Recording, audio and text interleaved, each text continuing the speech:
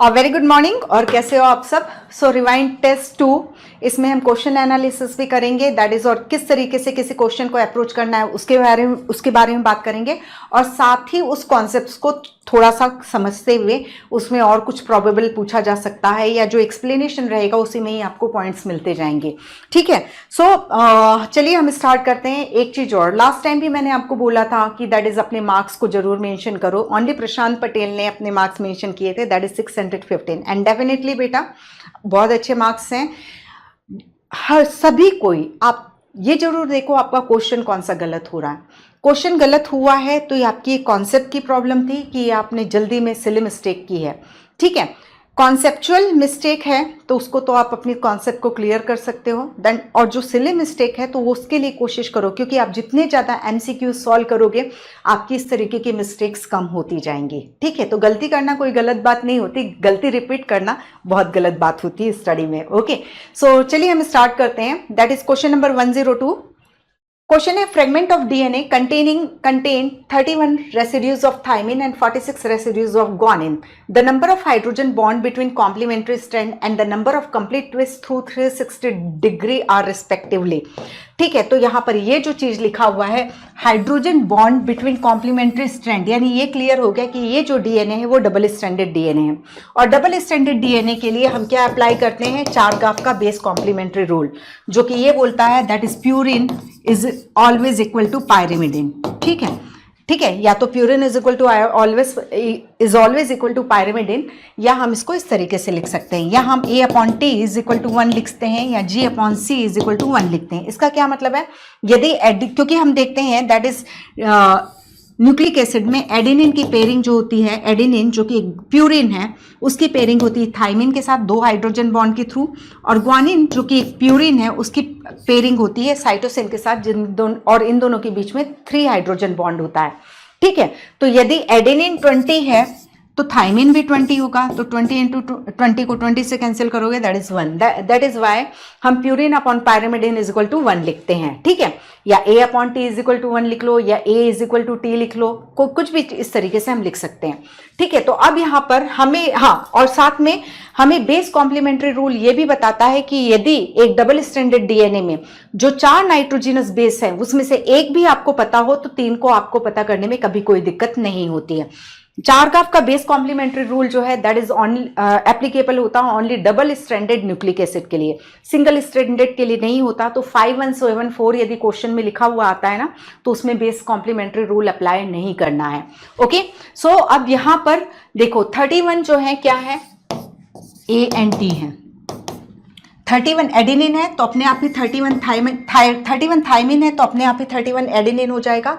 And 46 क्या है, that is 46 हाँ ग्वानिन है, ग्वानिन है तो साइटोसिन अपने आप कितना हो जाएगा 46। सिर्फ चारगाफ के रूल के थ्रू हमने ये फाइंड आउट किया। अब ये बोल रहे हैं नंबर ऑफ इस डीएनए फ्रेगमेंट में total number of hydrogen bond, और दूसरा कॉन्सेप्ट ये इससे फाइंड आउट करना चाह रहे हैं, मतलब के बारे में पूछना चाह रहे हैं आप लोगों से, दैट इज यदि एक डीएनए फ्रेगमेंट में इतने न्यूक्लियोटाइड्स हैं तो उस डीएनए में कितने टर्न्स प्रेजेंट होंगे। ठीक है, तो वाटसन क्रिक मॉडल हमें यूज करना पड़ेगा। सो यहां पर सिंपल है, A और T के बीच में 2 हाइड्रोजन बॉन्ड है तो 31 इंटू 2 करोगे तो कितना आएगा 62 हाइड्रोजन बॉन्ड AT के बीच में हो गया, और 46 एंड ये 46 इनके बीच में 3 हाइड्रोजन बॉन्ड है, दैट इज वाई 3 से मल्टीप्लाई कर रहे हैं तो कितना हो जाएगा, दैट इज 3 6 18 और 3 12 1 13 138, GC के बीच में 138। ठीक है, अब 31 AT के पेयर हैं, 46 GC के पेयर हैं। ठीक है, तो यहाँ पर ये टोटल बेस पेयर कितने हो गए, 6 + 1 7 और 4 + 3 दैट इज 7। ओके, तो पहले तो हमें पता चल, हाँ, ये जो हमने हाइड्रोजन बॉन्ड्स की संख्या निकाली है इसको प्लस कर लो। ठीक है, तो total number of hydrogen bond in this fragment is 200। Okay, अब हमें पता चला कि that is total base pair या टोटल न्यूक्लियोटाइड पेयर 77 है। और वाटसन एंड क्रिक मॉडल में हम क्लियरली पढ़ते हैं कि जब डीएनए एक कंप्लीट टर्न लेता है, कंप्लीट एक पिच में 10 base pair 10 base pair present होते हैं। तो यहाँ टोटल इस फ्रेगमेंट में यदि ये डीएनए इतना लंबा है तो इसमें कितने टोटल बेस पेयर हैं? 77 बेस पेयर हैं। तो 77 डिवाइडेड बाय आप 10 करोगे तो कितना आएगा? 7.7। ठीक है, 7.7 आएगा। क्लियर? अब यहाँ आंसर आपको क्लियर दिख जा रहा है, that is B is the answer. ठीक है, क्लियर? तो यहां पर अब सपोज इसकी लेंथ को पूछ लेता है कि लेंथ कितनी होगी, तो सिंपल सा आप इसको किससे एक जो एक टर्न है, यहाँ 7.7 टर्न आ रहा है, एक टर्न की लेंथ कितनी होती है? 34 एंगस्ट्रॉम या 3.4 nm। ठीक है, तो इसको सिंपल 34 एंगस्ट्रॉम से मल्टीप्लाई कर दोगे तो आपको इस डीएनए स्ट्रैंड की लेंथ भी देखने को मिल जाएगी। तो एक क्वेश्चन से हम इतनी सारी चीजें इसमें समझ सकते हैं। ठीक है, एक टर्न की जो बात कर रहे हैं ना, तो एक टर्न यानी एक कंप्लीट सर्कल यानी 360 डिग्री एंगल। ठीक है, जैसे सिंपल है, मैं इस साइड फेस करके खड़ी हुई हूं और मैं अपनी जगह पर कंप्लीट टर्न लेती हूं और वापस मेरा फेस आपके सामने आ रहा है, तो दैट इज ये 360 डिग्री है। और डीएनए मॉडल को समझना है, वॉटसन क्रिक मॉडल को समझना है, तो आप ये जब आप एक ऐसी सीढ़ी पर चढ़ो जिसमें 10 सीढ़ियां चढ़ने पर वो आपका चेहरा फिर से सामने ले आए, हर एक सीढ़ी का जो रोटेशन होगा, दैट इज हर दो कॉन्जिक्यूटिव न्यूक्लियोटाइड पेयर के बीच की जो डिस्टेंस हो जाएगी वो 3.4 एंगस्ट्रॉम या 0.34 nm होगी। और जो दो के बीच एंगल बनेगा, क्योंकि हमें 10 बेस पेयर में 360 डिग्री एंगल को कवर करना है। ठीक है, तो दो के बीच में हम कितना करेंगे? दैट इज 36 डिग्री एंगल को, मतलब हर बार मैं अभी ऐसे हूं तो मैं 36 डिग्री सेकंड सीढ़ी चढ़ने में इतना टर्न होंगी, फिर थोड़ा सा इतना टर्न होंगी। तो इस तरीके से एंगल जो दो कॉन्जिक्यूटिव बेस पेयर के बीच होता है डीएनए में, दैट इज 36 डिग्री होता है, और डिस्टेंस जो होती है वो 3.4 एंगस्ट्रॉम या 0.34 nm होती है। इससे रिलेटेड रोटेशन वाला भी क्वेश्चन है। ठीक है, आगे सो आंसर हुआ हमारा आंसर क्या हो रहा है? That is B. Okay, then question number 104 देखते हैं। हाँ, बायोमोलिक्यूल से related question. Enzyme involve in isomerization reaction belongs to, तो यहां पर जो एंजाइम का क्लासिफिकेशन किया गया है, तो एंजाइम को 6 क्लासेस में डिवाइड किया गया है। ठीक है, 6 क्लासेस में डिवाइड किया गया है। तो क्लास 1 जो है दैट इज ऑक्सीडो रिडक्टेज या डिहाइड्रोजिनेसिस है। ठीक है, जो ऑक्सीडेशन रिडक्शन में इन्वॉल्व होती हैं। क्लास 2 जो है वो ट्रांसफरेजेस में है। क्लास 3 जो है वो क्या है? हाइड्रोलेसिस है। क्लास 4 जो है लाइसेजेस है, जो विदाउट वाटर काम करती है। क्लास 5 जो है ये आइसोमेराइजेशन से है। और क्लास 6 जो है लाइगेजेस है। ठीक है, ज्वाइनिंग का काम करेगी। ठीक है, तो कोई भी एंजाइम का नाम दिया हो, सपोज आपसे पूछ रहा है कि ये एक एंजाइम है 2, 4, 6 एंड 13, ऐसा कुछ दिया हुआ है। ठीक है, तो आपको इन 3 डिजिट पे तो जाना ही नहीं है, आपको सिर्फ देखना है पहली डिजिट क्या है। 2 है, यानी आपका एंजाइम जो है क्लास 2 एंजाइम है, दैट इज वो कौन सा एंजाइम होगा? कोई सा ट्रांसफरेज एंजाइम होगा।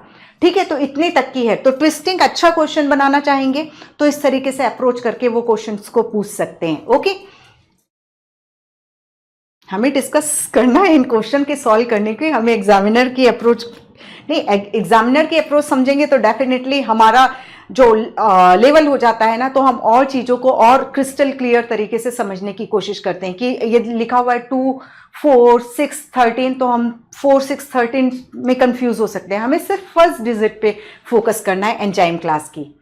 ठीक है, देन क्वेश्चन है identify the incorrect set of statement regarding protein. ठीक है, प्रोटीन वन मैन आर्मी सब काम कर लेता, हार्मोन भी है, रिसेप्टर भी है, ट्रांसपोर्टर भी है, एंजाइम भी है। ओके, तो यहां पर प्रोटीन से रिलेटेड पॉइंट्स हैं, इसको देखते हैं हम। हीमोग्लोबिन विच कंसिस्ट ऑफ 2 सब unit of alpha and beta type each and is an example of tertiary structure of protein. तो ये गलत हो जाता है। जब हम हीमोग्लोबिन की बात करते हैं तो हीमोग्लोबिन में 4 पॉलीपेप्टाइड चेन है, जिसमें 2 अल्फा हैं और 2 बीटा हैं। ठीक है, तो हम प्राइमरी स्ट्रक्चर, प्रोटीन की प्राइमरी स्ट्रक्चर की बात करते हैं तो क्या देखते हैं? उसमें सिर्फ पेप्टाइड बॉन्ड होता है अमीनो एसिड्स के बीच में। जब हम सेकेंडरी स्ट्रक्चर की बात करते हैं, जिसमें हम alpha helix and beta pleated sheet की बात करते हैं, तो सेकेंडरी स्ट्रक्चर अमीनो एसिड्स के बीच में हाइड्रोजन बॉन्ड फॉर्मेशन के कारण होती है। टर्शरी स्ट्रक्चर की बात करते हैं तो टर्शरी स्ट्रक्चर बनाने का सीधा सा रीजन है कि उस पॉलीपेप्टाइड चेन में जो भी हाइड्रोफोबिक अमीनो एसिड हैं उनको पानी से दूर रखने के लिए प्रोटीन की इस टर्शरी स्ट्रक्चर में उनको अंदर की तरफ लोकेट कर दिया जाता है कि उनको पानी को फेस ना करना पड़े। इसमें हम देखते हैं कई ionic bond, wander wall interaction, covalent bond, कई तरीके के बॉन्ड्स टर्शरी स्ट्रक्चर को बनाने में यूज होते हैं। ठीक है, तो टर्शरी, जब primary, secondary and tertiary structure की बात करते हैं तो यहाँ हम सिंगल पॉलीपेप्टाइड चेन की बात करते हैं। जब हम क्वाटर्नरी स्ट्रक्चर जो कि हीमोग्लोबिन, इंसुलिन, कोलाजन शो करते हैं, उनके केस में हम देखते हैं वहां प्रोटीन को बनाने में एक से अधिक पॉलीपेप्टाइड चेन होती हैं। तो हीमोग्लोबिन टर्शरी ने क्वाटर्नरी स्ट्रक्चर को शो करता है, that is why this statement is wrong.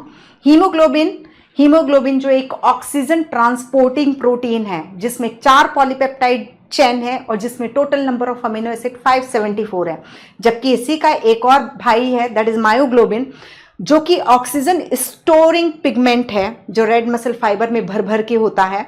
ठीक है, और उसमें सिर्फ एक पॉलीपेप्टाइड चेन है और 154 उसमें अमीनो एसिड्स होते हैं। ओके, तो ये पहला गलत हो गया। GLUT4 एंड इंसुलिन और इन्वॉल्व इन ग्लूकोज मेटाबॉलिज्म, तो ये बिल्कुल राइट है।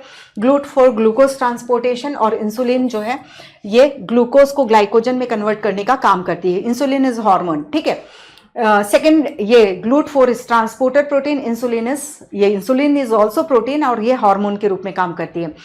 हार्मोन होता है मतलब secondary protein structure occur when the sequence of amino acid are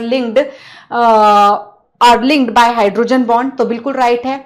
amino acids, sequence of amino acids है and that means polypeptide chain है जिसमें कि हाइड्रोजन बॉन्ड से सेकेंडरी स्ट्रक्चर बन रही, राइट है।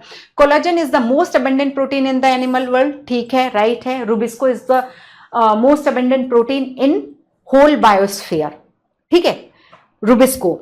और कोलाजन जो है एनिमल किंगडम में हो गया, तो ये भी राइट हुआ। तो हमने देखा ये राइट है, ये राइट है, ये राइट है। Then dietary protein are the source of non essential amino acid, this is wrong. That is dietary protein जो है एसेंशियल अमीनो एसिड्स का होता है। तो जो हम प्रोटीनियस अमीनो एसिड की बात करते हैं तो प्रोटीनियस अमीनो एसिड में हम टोटल कितने अमीनो एसिड्स देखते हैं? 20 अमीनो एसिड। उसमें से कुछ 10 एसेंशियल हो जाते हैं, 10 नॉन एसेंशियल हो जाते हैं। एसेंशियल अमीनो एसिड की सिंथेसिस के लिए अमीनो एसिड क्या है? कार्बन, हाइड्रोजन, ऑक्सीजन, नाइट्रोजन, ये तो मेन होता ही है। कुछ में सल्फर भी प्रेजेंट होते हैं जैसे सिस्टीन, मीथियोनिन। तो essential and non essential amino acid के कॉन्सेप्ट जो है वो एनिमल के लिए है, मतलब जो हेटेरोट्रॉफ हैं उनके लिए है, ठीक है, ऑटोट्रॉफ के लिए नहीं है। तो डाइटरी एसेंशियल अमीनो एसिड वो होते हैं जो हेटेरोट्रॉफ की बॉडी सिंथेसाइज नहीं कर सकती है, ठीक है। तो जैसे एनिमल, हमारी बॉडी, जैसे हम हैं, हमारी बॉडी जिन अमीनो एसिड को सिंथेसाइज नहीं कर पाएगी तो हमारे पास ऑप्शन क्या बचेगा कि हम जो खाना खा रहे हैं उसमें वो अमीनो एसिड्स को होना चाहिए, ठीक है।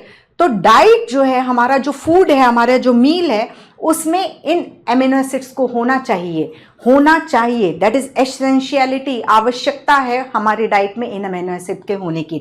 तो जब हम पढ़ते हैं तो इसको शॉर्ट में मैं आपको लिख के दे रही हूं। दैट इज ये गलत हुआ था, याद रखना, 1 और 5 गलत हैं। दैट इज हमारा आंसर है सी। ये अहिल MPTTV, ठीक है, ये शॉर्ट में है, सबके फर्स्ट इनिशियल्स को लिया है अमीनो एसिड्स के।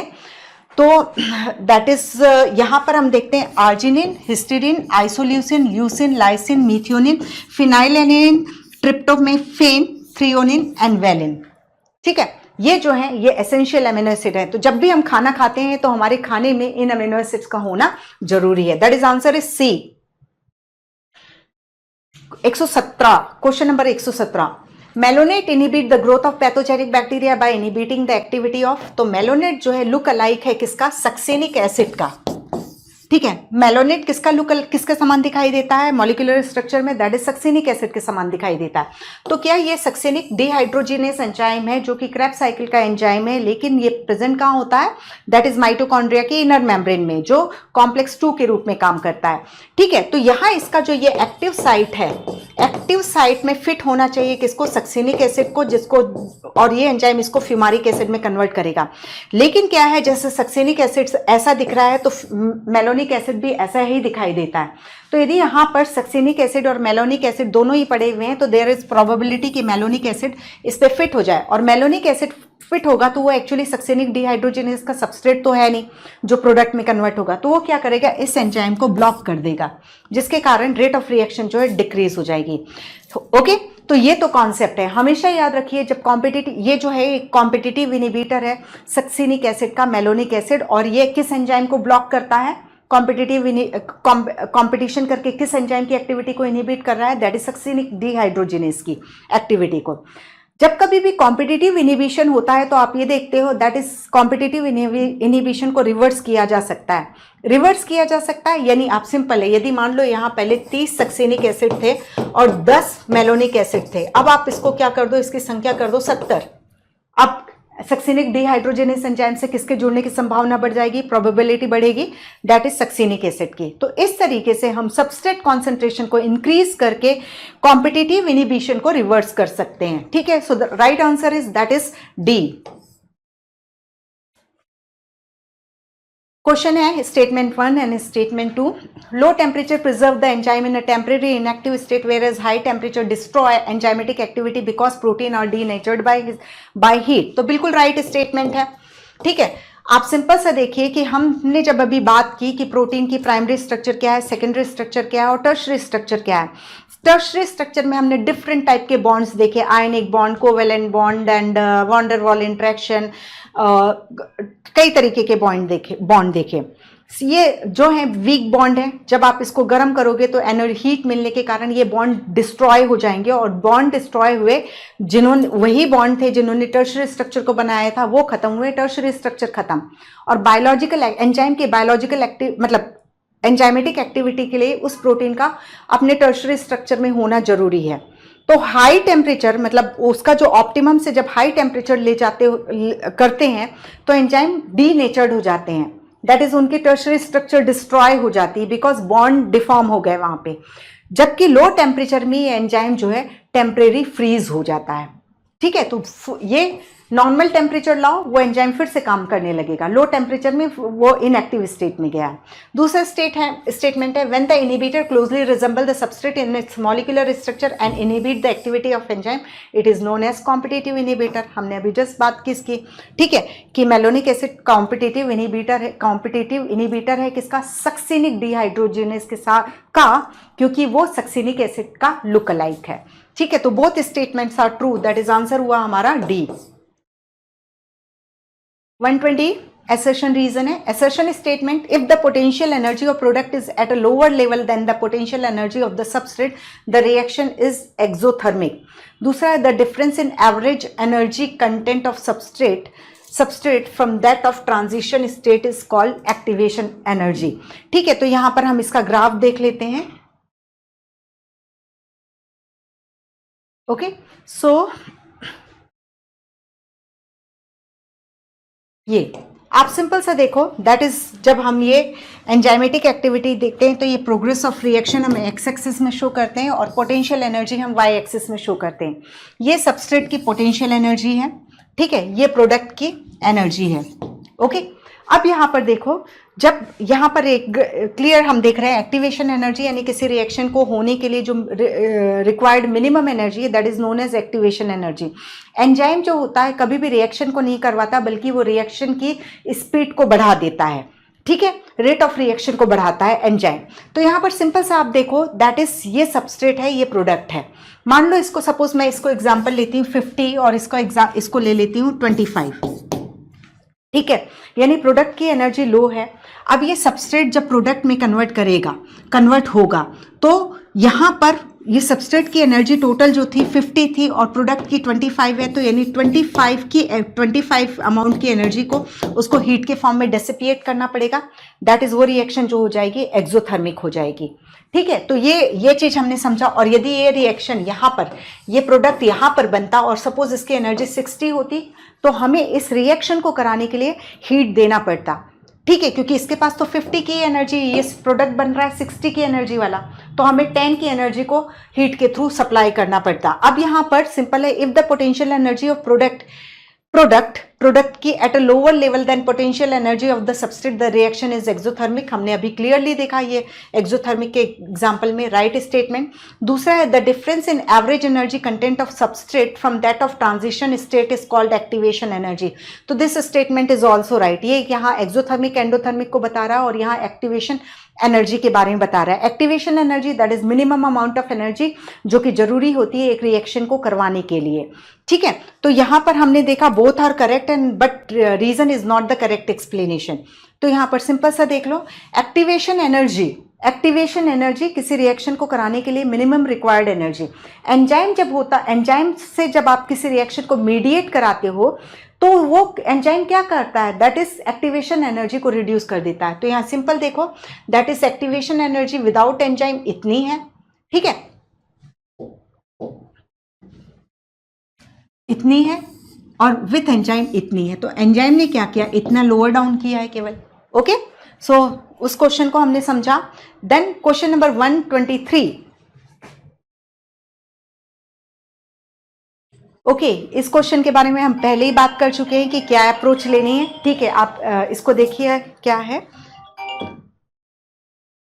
Okay, so angle between two consecutive base pair in Watson Crick DNA is about. ठीक है, तो बहुत सारे लोग होंगे, हो सकता है उन्होंने 3.4 एंगस्ट्रॉम किया है, तो हम जो एंगल है उसको एंगस्ट्रॉम में नहीं, angstrom is the unit of length. Okay, हम सिंपल सा है, यहां आंसर क्या होगा यदि हम एक ही ऑप्शन देते हैं तो 36 डिग्री। ठीक है, मैंने आपको बताया एक टर्न लेना है, हमें फेस सामने करना है, 10 सीढ़ियां चढ़ना है। तो एवरी टाइम जो ये नीचे वाला बेस पेयर है उससे हम नेक्स्ट वाला बेस पेयर को 36 डिग्री पर रोटेट कराते जाएंगे, तब जा करके हम पूरा 360 डिग्री 10 बेस पेयर में कवर कर पाते हैं। तो यहां आंसर क्या हो जाएगा, ये ऐसा कोई ऑप्शन तो है नहीं, दैट इज आंसर हो जाएगा हमारा डी। क्वेश्चन 124। क्वेश्चन है catalytic efficiency of two different enzyme is compared by there. तो इसका आंसर हो जाएगा Km वैल्यू। ठीक है, जिसको कि हम माइकेलिस मेंटेन कांस्टेंट के नाम से जानते हैं। ठीक है, तो Km वैल्यू क्या होती है, Km वैल्यू वो होती है, जैसे मान लो ये एक रिएक्शन है, ये इसकी मैक्सिमम वेलोसिटी आई। ठीक है, तो इसकी जो हाफ वेलोसिटी होगी, हाफ Vmax जिसको हम बोलेंगे, वो किस सबस्ट्रेट कॉन्सेंट्रेशन, यहां पर सबस्ट्रेट कॉन्सेंट्रेशन है और यहां पर रिएक्शन वेलोसिटी है। ठीक है, एक्स एक्सिस में सबस्ट्रेट कॉन्सेंट्रेशन है, वाई एक्सिस में रिएक्शन वेलोसिटी है। तो ये इसकी मैक्सिमम वेलोसिटी, ये मैक्सिमम वेलोसिटी है। ठीक है, मैक्सिमम वेलोसिटी को फिर मैंने कांस्टेंट कर दिया है क्योंकि number of enzyme molecule is always fixed. ठीक है, ठीक है, सबस्ट्रेट कॉन्सेंट्रेशन को तो आप घटा बढ़ा रहे हो, लेकिन number of enzyme molecule always fix नहीं बोलना चाहिए, एक लिमिटेड अमाउंट में एंजाइम मॉलिक्यूल हैं, इसलिए ये रिएक्शन इधर बढ़ने की जगह इधर कांस्टेंट हो जाती है। ठीक है, तो यहां पर हम इसका आंसर देख रहे हैं, that is C, Michaelis Menten constant, that is substrate का वो कॉन्सेंट्रेशन। Km वैल्यू क्या रिप्रेजेंट करती है, सबस्ट्रेट का वो कॉन्सेंट्रेशन जिसमें रिएक्शन वेलोसिटी अपनी मैक्सिमम वेलोसिटी के आधे पर पहुंचती है। ठीक है, तो दैट इज, यदि हम दो एंजाइम को कंपेयर कर रहे हैं, ठीक है, ये E1 एंजाइम है और ये E2 एंजाइम है, हम ये देख रहे हैं कि यहां पर सपोज 50 सबस्ट्रेट मॉलिक्यूल हैं, उसमें जाकर के हाफ Vmax अचीव हुई, और यहां के केस में देख रहे हैं 25 सबस्ट्रेट मॉलिक्यूल में ही हमें हाफ Vmax अचीव हो जा रही है। यानी इससे क्या पता चल रहा है, E1 enzyme versus E2 enzyme, तो E2 एंजाइम की दोस्ती, एफिनिटी अपने सबस्ट्रेट मॉलिक्यूल से ज्यादा है। यही सबस्ट्रेट पड़े हुए हैं, ठीक है, ये एंजाइम पड़ा हुआ है, यहां पे भी सबस्ट्रेट पड़े हुए हैं, यहां ही पे एंजाइम पड़ा हुआ है। ठीक है, तो यहां पर दैट इज, यदि एफिनिटी ज्यादा होगी तो फटाफट एंजाइम अटैच होंगे उसके एक्टिव, फटाफट सबस्ट्रेट अटैच होंगे उसके एक्टिव साइट पे, और यदि एफिनिटी कम है तो ये स्लो प्रोसेस हो जाएगी। तो दो एंजाइम की एफिशिएंसी हम उसके Km वैल्यू के थ्रू जानते हैं। Km value that is Michaelis Menten constant, that is वो सबस्ट्रेट कॉन्सेंट्रेशन जहां पर रिएक्शन वेलोसिटी अपने मैक्सिमम वेलोसिटी के जस्ट हाफ को अचीव करती है। Okay, so answer is C 126, Michaelis Menten constant. तो यहां पर क्या हो जाएगा, कहीं दिक्कत है, क्लियर? सो इस तरीके से ये माइकेलिस मेंटेन कांस्टेंट हुआ, देन इसके बाद कॉम्पिटिटिव इनिबिशन हुआ, ये सब चीजें जो है आती ही आती हैं। ओके, हर एक टॉपिक से 4 क्वेश्चन को पिक करना है और एनसीईआरटी में मोर देन सफिशिएंट मटेरियल है। लाइन भले ही कम लिखी हुई हो लेकिन कॉन्सेप्ट तो पेज भर भर के है, यानी 2 लाइन लिख करके उन्होंने 2 पेज की कॉन्सेप्ट को 2 लाइन में लिख करके काम कंप्लीट किया है। So that is why keep revising NCERT. यदि एनसीईआरटी को इग्नोर किया ना तो नीट अपने आप ही टफ, बहुत टफ हो जाता है। दुनिया का नॉलेज ले लो, एनसीईआरटी छोड़ दिया तो बहुत मुश्किल है। ठीक है, सो ये चीज है। दैट इज आंसर हुआ C. Question 130, for chemical analysis living tissue is grinded in. तो केमिकल एनालिसिस के लिए हम किसमें, ट्राइक्लोरो एसिटिक एसिड में ग्राइंड करते हैं। क्यों करते हैं? क्योंकि मैक्रोमोलिक्यूल जो है, जो वो इसमें जब ग्राइंडिंग की जाती है तो वो प्रेसिपिटेट हो जाते हैं। ठीक है, तो ये इस तरीके से हमें इसको सॉल्व करना होता है, trichloro acetic acid. Question 132, during an enzyme reaction highest potential energy can be seen इन। तो आप ये ग्राफ देख करके क्लियरली पता कर सकते हो एंजाइमेटिक रिएक्शन में। ठीक है, तो कौन सी होगी? दैट इज सब ये पोटेंशियल एनर्जी है। ट्रांजिशन स्टेट में जब एंजाइम सबस्ट्रेट कॉम्प्लेक्स बनता है, जो कि ट्रांजिशन स्टेट को अनस्टेबल स्टेट होती है, वहां पे आपको सबसे ज्यादा पोटेंशियल एनर्जी देखने को मिलती है। ठीक है, और वो एक्सोथर्मिक एंडोथर्मिक के कॉन्सेप्ट तो हम ऑलरेडी पढ़ के आ चुके हैं। ओके, सो आंसर हो जाता है दैट इज ES कॉम्प्लेक्स। इसमें हाँ, मैं इसलिए बोल रही हूँ इसको ट्रांजिशन स्टेट विदाउट एंजाइम। ठीक है, तो जब क्लियरली यहां लिखा हुआ है एंजाइमेटिक रिएक्शन, एंजाइमेटिक रिएक्शन, तो आपको इस एंजाइम रिएक्शन के रिलेशन में ही आपको आंसर करना है। ओके, सो दैट इज, क्योंकि आप ना इसको विदाउट एंजाइम लोगे तो ट्रांजिशन स्टेट विदाउट एंजाइम ये होता है। क्वेश्चन में क्या मेंशन किया? एंजाइम रिएक्शन मेंशन किया, तो एंजाइम रिएक्शन के सेंस में के रिलेशन में आपको आंसर करना है। That is why ES complex. Question है मैच द फॉलोइंग। तो ये कोफैक्टर की से रिलेटेड क्वेश्चन है। कोफैक्टर क्या होते हैं? ठीक है, तो कुछ एंजाइम्स जो ऐसे होते हैं जिनको अपनी अपनी एक्टिव स्टेट में होने के लिए किसी नॉन प्रोटीनियस पार्ट की रिक्वायरमेंट होती है। तो कोफैक्टर जो है non proteinaceous part of holo enzyme होते हैं।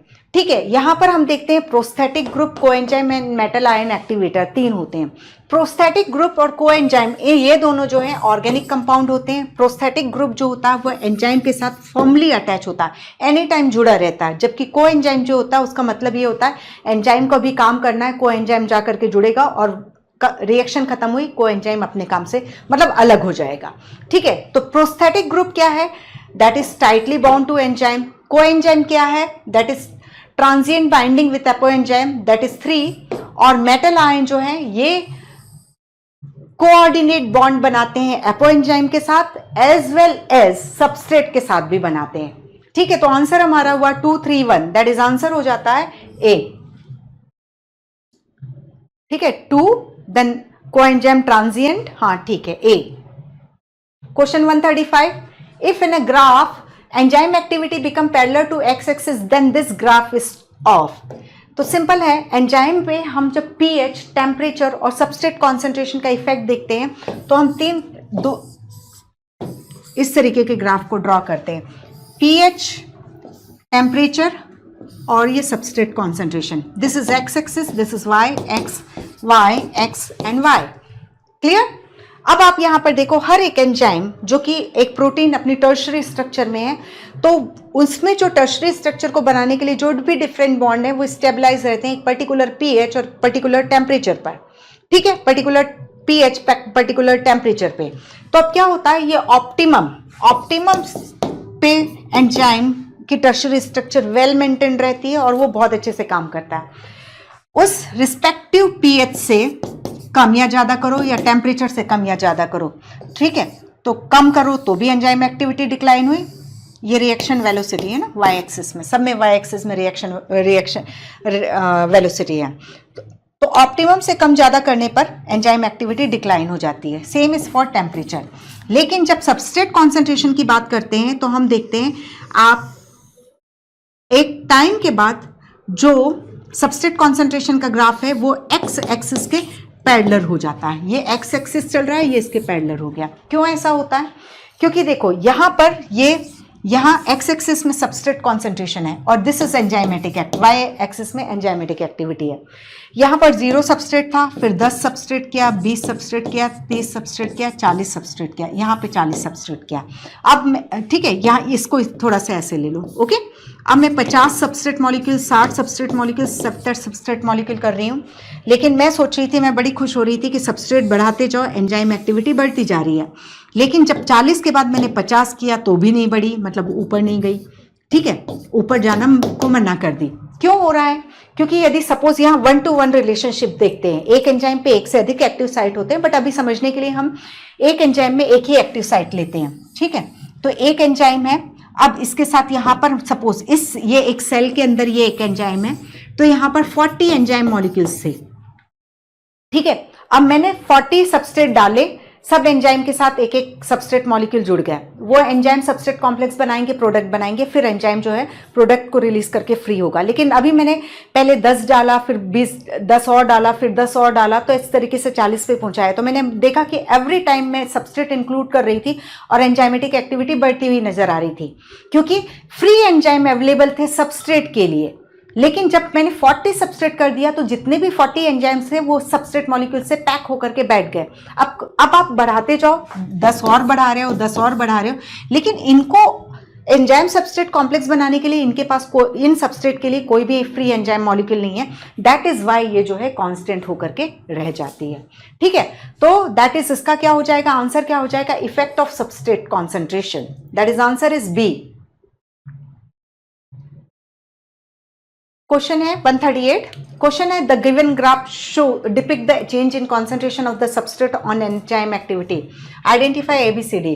ठीक है, तो यहां पर आप सिंपल सा देखो, दैट इज क्लियर है। ये जो है यहां पर सबस्ट्रेट कॉन्सेंट्रेशन हो जाएगा। ए जो है मैक्स वेलोसिटी को शो कर रहा है, बी जो है ये सबस्ट्रेट कॉन्सेंट्रेशन को शो करेगा।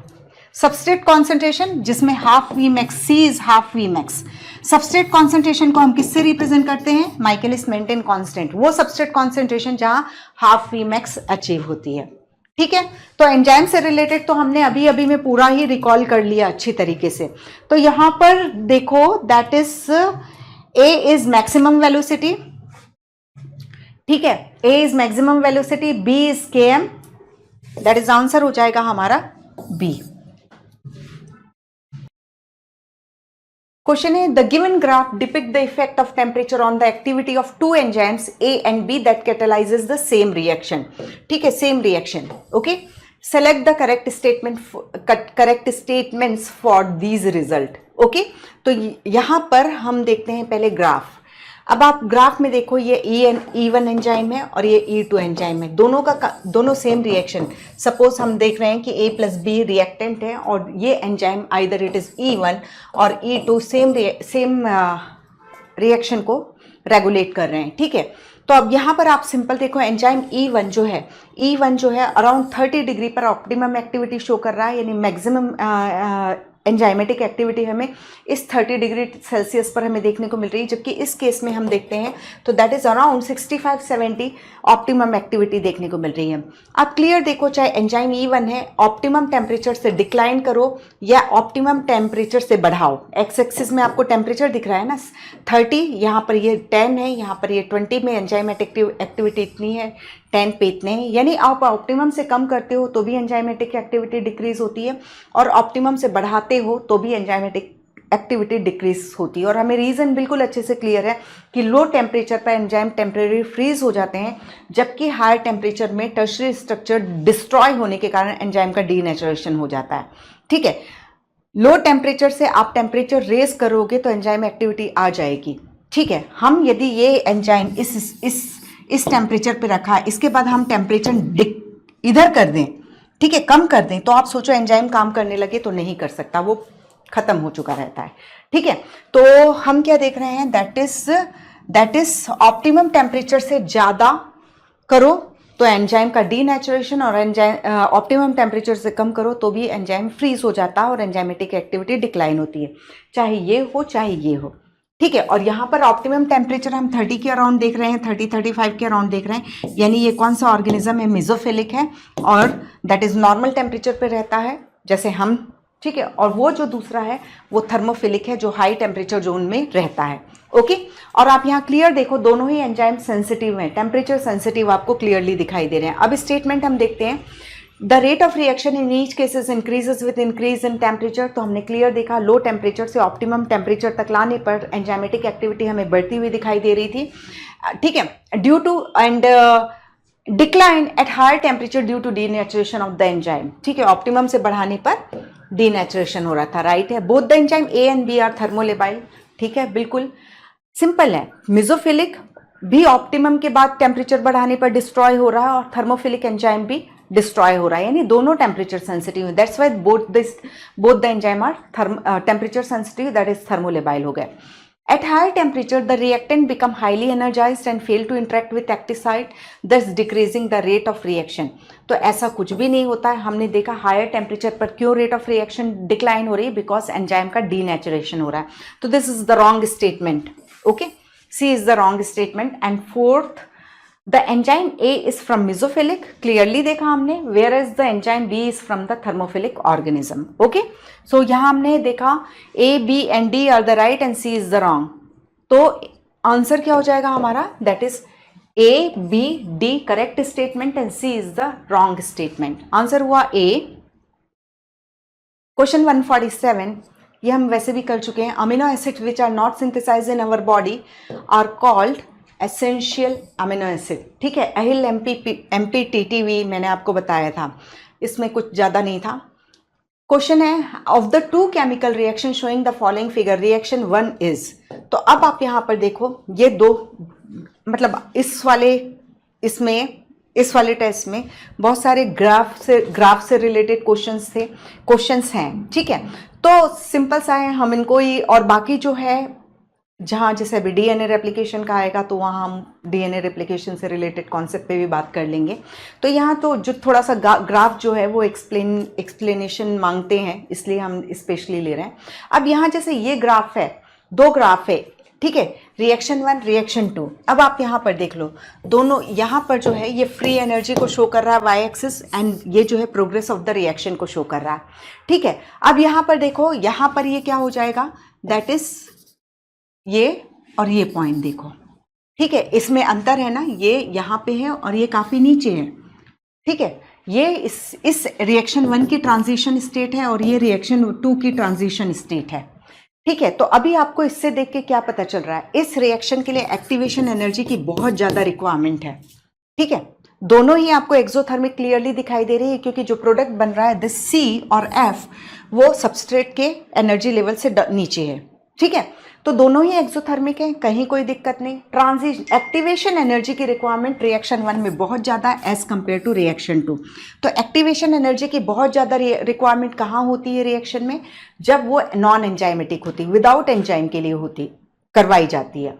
जब हम with the help of enzyme वो रिएक्शन कराते हैं तो एंजाइम का काम क्या है, दैट इज एक्टिवेशन एनर्जी को लोअर डाउन कर देना, ओके।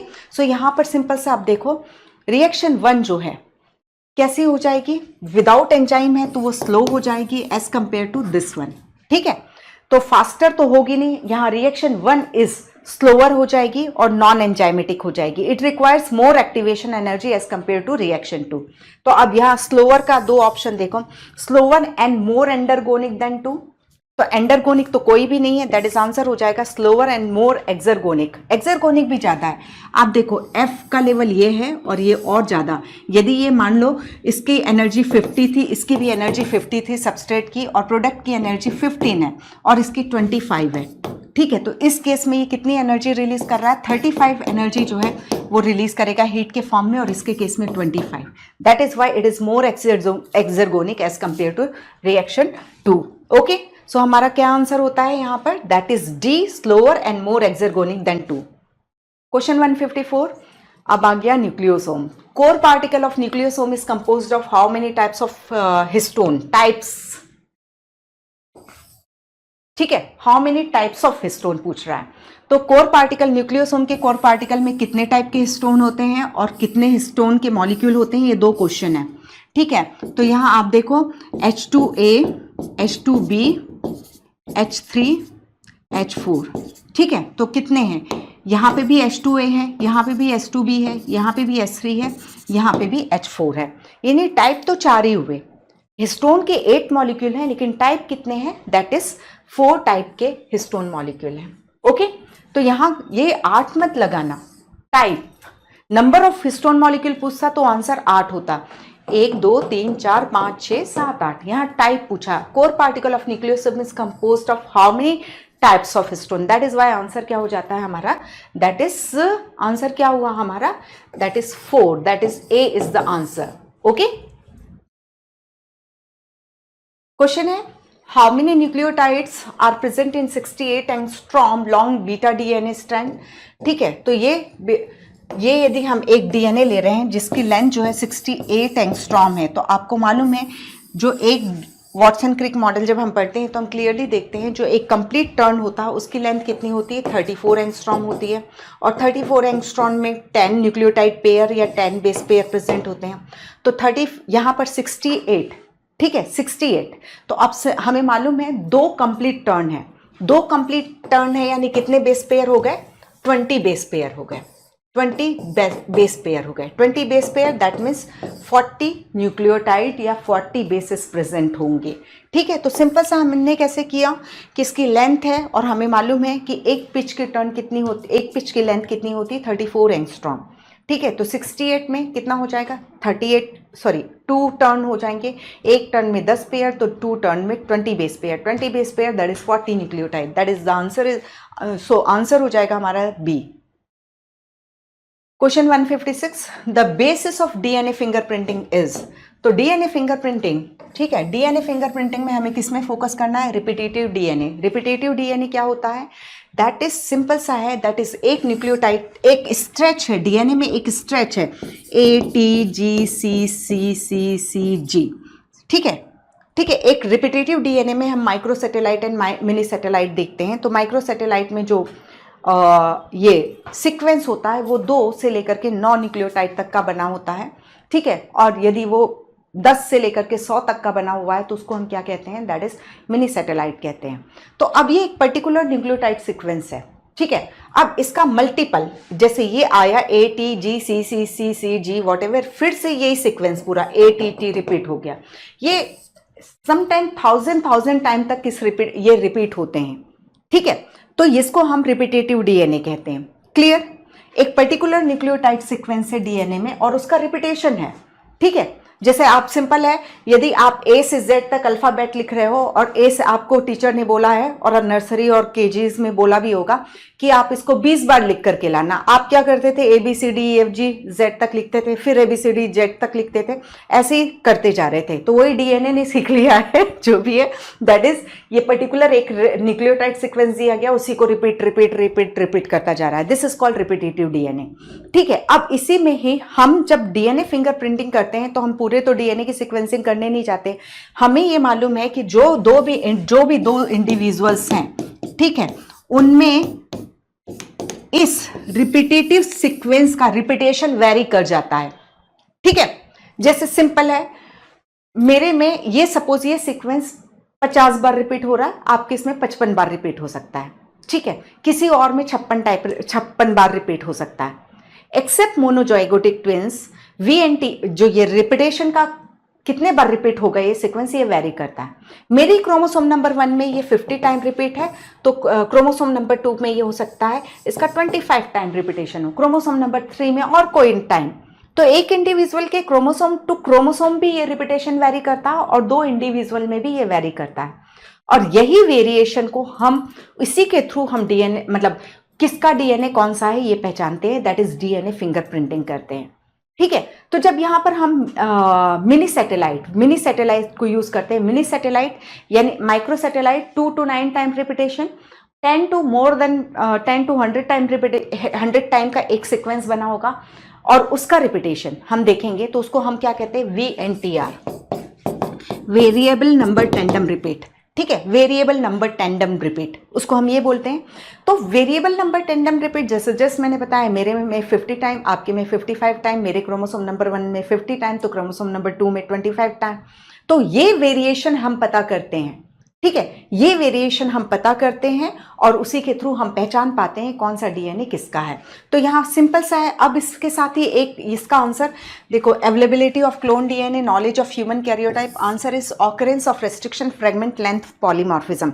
अब सपोज एक चीज ले लो, ठीक है, मैंने ये एक कोई सा भी हमने मिनी सैटेलाइट लिया है और ये मेरे में सपोज 50 टाइम रिपीटेशन हो रहा है, ठीक है, आपके इसमें ये 50 टाइम रिपीटेशन हो रहा है। तो अब ये जो भी मिनी सैटेलाइट था जिसमें जिस भी न्यूक्लियोटाइड के पास बाद जो भी आ रहा था, जैसे अभी मैंने ATGCCCCG लिखा, ठीक है, तो इसके पहले यहाँ पर इको R1 का सीक्वेंस था, ठीक है, यहाँ पर, और ये 50 टाइम रिपीट हुआ, ये फर्स्ट है, और इस तरीके से सेकेंड रिपीटेशन हुआ ये पूरे न्यूक्लियोटाइड सीक्वेंस का, और ये 50th हो गया।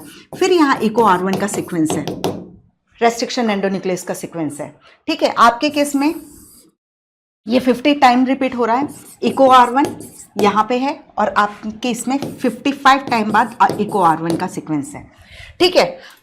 मेरे डीएनए को डाइजेस्ट करने के लिए भी इको R1 यूज किया गया, आपके डीएनए को भी डाइजेस्ट करने के लिए इको R1 यूज किया गया। तो मेरे डीएनए के जो फ्रेगमेंट, डीएनए का फ्रेगमेंट बनेगा वो छोटा बनेगा, आपके डीएनए के फ्रेगमेंट की लेंथ ज्यादा होगी।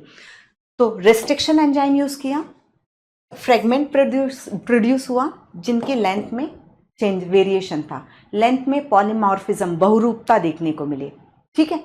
तो बस यही इससे मालूम है, दैट इज ये किसका है, ये किसका है, इस तरीके से पता कर सकते हैं।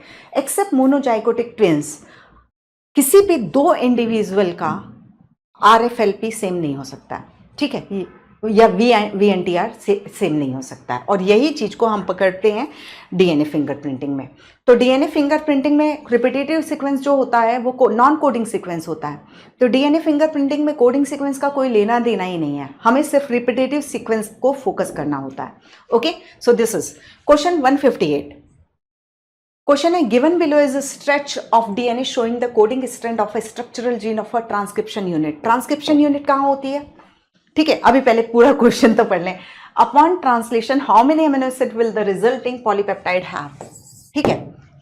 अब इस एक ट्रांसक्रिप्शन यूनिट है, ट्रांसक्रिप्शन यूनिट जो है ऑलवेज किस में होती है बेटा, डीएनए में होती है, ठीक है। ये 5' ये 3', ये 3' और ये 5', ठीक है। 5'3" वाले को हम कोडिंग स्ट्रैंड बोलते हैं, जिस पर RNA पॉलीमरेज एंजाइम काम नहीं करता, और ये वाला जो होता है दैट इज जिसमें 3', 5' है, इसको हम टेम्पलेट स्ट्रैंड बोलते हैं, जिसका RNA पॉलीमरेज जो है ट्रांसक्रिप्शन करता है। तो ये अब यहाँ पर देखो कोडिंग स्ट्रैंड में यहाँ 2-3 कॉन्सेप्ट यहीं पर मैं बात कर लूंगी, तो जब क्वेश्चन आएगा तो हम सिर्फ उसके बारे में 2 लाइन बोल करके निकलेंगे, ठीक है। तो अब यहाँ पर ये जो सीक्वेंस है वो इस स्ट्रैंड में दिया हुआ है, इस स्ट्रैंड पे दिया हुआ है, ओके। अब इसका कॉम्प्लीमेंट्री जो कोडिंग स्ट्रैंड में जो भी न्यूक्लियोटाइड है, जैसे यहाँ पर 5ATG है, तो यहाँ पर क्या होगा बेटा, यहाँ पर क्या होगा TAC, वट एवर उसका कॉम्प्लीमेंट्री सीक्वेंस लेते जाओ, ये होगा। RNA पॉलीमरेज ट्रांसक्राइब कराएगा, तो मैसेंजर RNA बनेगा। मैसेंजर RNA में कौन सा न्यूक्लियोटाइड सीक्वेंस होगा, जो कि कोडिंग सीक्वेंस में है, ठीक है। यहाँ पर सीधा वही सीक्वेंस होगा AUG, क्योंकि यहाँ थाइमिन नहीं होता RNA में, इसलिए मैंने यहाँ पर U लिख दिया है, ठीक है। बस आपको क्या करना है, यदि आपको पूछता है ये कोडिंग सीक्वेंस है तो मैसेंजर RNA में न्यूक्लियोटाइड का सीक्वेंस क्या होगा, तो आपको बस एक काम करना होता है उसमें, दैट इज U लगा देना होता है। जहां पे भी T है वहां U लगाते जाओ, तो आपका मैसेंजर RNA बन गया। तो simple, make it very clear, that is coding sequence and messenger RNA में न्यूक्लियोटाइड सीक्वेंस सेम होता है। डिफरेंस क्या होता है, कोडिंग सीक्वेंस में डीऑक्सीराइबोस शुगर है और मैसेंजर RNA में राइबोस शुगर है। कोडिंग सीक्वेंस में थाइमिन है और मैसेंजर RNA में थाइमिन की जगह यूरासिल होता है। जब आप फिर उसके आगे थोड़ी सी बात करें यदि हम, तो दैट इज जो हमारा टेम्पलेट स्ट्रैंड होता है ना, टेम्पलेट स्ट्रैंड का complement same sequence, template strand का सेम सीक्वेंस जो है हमें किस में देखने को मिलता है, दैट इज एंटीकोडॉन के सीक्वेंस में, ठीक है। तो ये चीज को याद रखना, ओके। तो यहां पर हम देख रहे हैं कि दैट इज, ये समझ में आया, ओके इतना।